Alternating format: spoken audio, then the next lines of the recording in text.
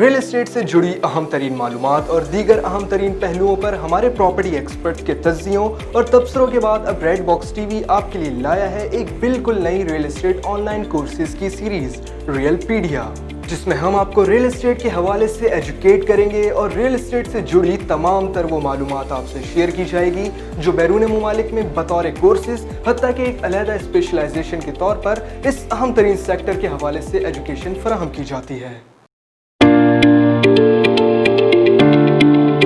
السلام علیکم ناظرین، میرا نام ہے عبدالباسط اور ریڈ باکس ٹی وی کے پلیٹ فارم سے آپ مجھے اکانومی، کرنٹ افیئرز اور دیگر اہم پہلوؤں پر جا بجا ویڈیوز کرتے دیکھتے رہے ہیں، لیکن اب سے ہم ساتھ میں مل کر ریل اسٹیٹ سیکٹر سے جڑے اہم ترین پہلوؤں پر بات کریں گے۔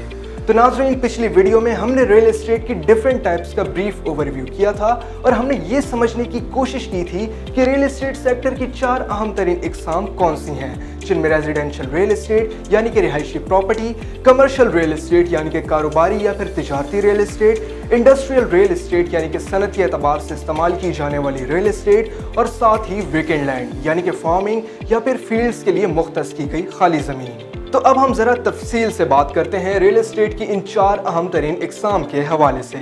Number 1، residential real estate. Residential real estate سے مراد ہے رہائشی پراپرٹی جہاں پر لوگ رہائش پذیر ہوتے ہیں۔ ریل اسٹیٹ کی اس قسم میں بہت سی پراپرٹیز شامل کی جا سکتی ہیں، جیسا کہ رہائشی پلاٹس، ولاز، اپارٹمنٹس اور مکانات وغیرہ۔ یہ سب تو ان ریزیڈینشل پراپرٹیز کے نام ہیں جن سے ہم پاکستان میں واقفیت رکھتے ہیں، لیکن اگر انٹرنیشنل لیول پر بات کی جائے تو بیرون ممالک خاص طور پر یورپ اور امریکہ میں ریزیڈینشل پراپرٹیز کو مختلف اقسام میں ڈیوائیڈ کیا جاتا ہے۔ ان اقسام میں single family house, condominiums, co-ops, town houses, duplexes, triple deckers, quadplexes اور ہائی ویلیو ہومز وغیرہ شامل ہیں۔ رہائشی پراپرٹی خریدتے وقت سب سے اہم اور بنیادی بات یہ دیکھی جاتی ہے کہ رہائشی پراپرٹی کی لوکیشن کیا ہے۔ اکثر یہی دیکھا گیا ہے کہ رہائشی پراپرٹی کی قیمتیں لوکیشن کے حساب سے ہی زیادہ تیزی سے کم یا تیزی سے بڑھتی ہیں۔ شاپنگ مالز، ٹرانزٹ روٹس، کھیلوں کے گراؤنڈ، معیاری تعلیم اور صحت کی سہولیات کے قریب واقع رہائشی پراپرٹیز کی قیمتیں زیادہ تیزی کے ساتھ بڑھتی ہیں۔ رہائشی پراپرٹی کی قیمت بڑھانے کا دوسرا طریقہ کار یہ ہے کہ اس کی تزئین و آرائش میں سرمایہ کاری کی جائے۔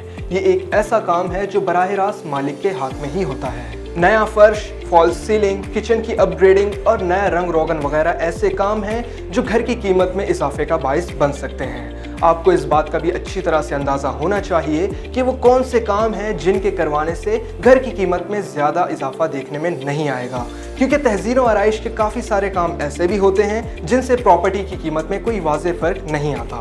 Number 2، commercial real estate. Commercial property سے مراد پراپرٹی کی اس قسم سے ہے جو کہ کمرشل، کاروباری یا پھر تجارتی سرگرمیوں کے لیے استعمال کی جائے۔ کمرشل ریل اسٹیٹ میں shopping centres, super stores, medical اور تعلیمی عمارتیں، ہوٹل، دفاتر وغیرہ شامل ہوتی ہیں۔ کمرشل پراپرٹیز کی ویلیو عموماً رہائشی پراپرٹیز سے زیادہ ہوتی ہے کیونکہ کمرشل پراپرٹی کا مقصد ہی آپ کو ریونیو جنریٹ کر کے دینا ہے۔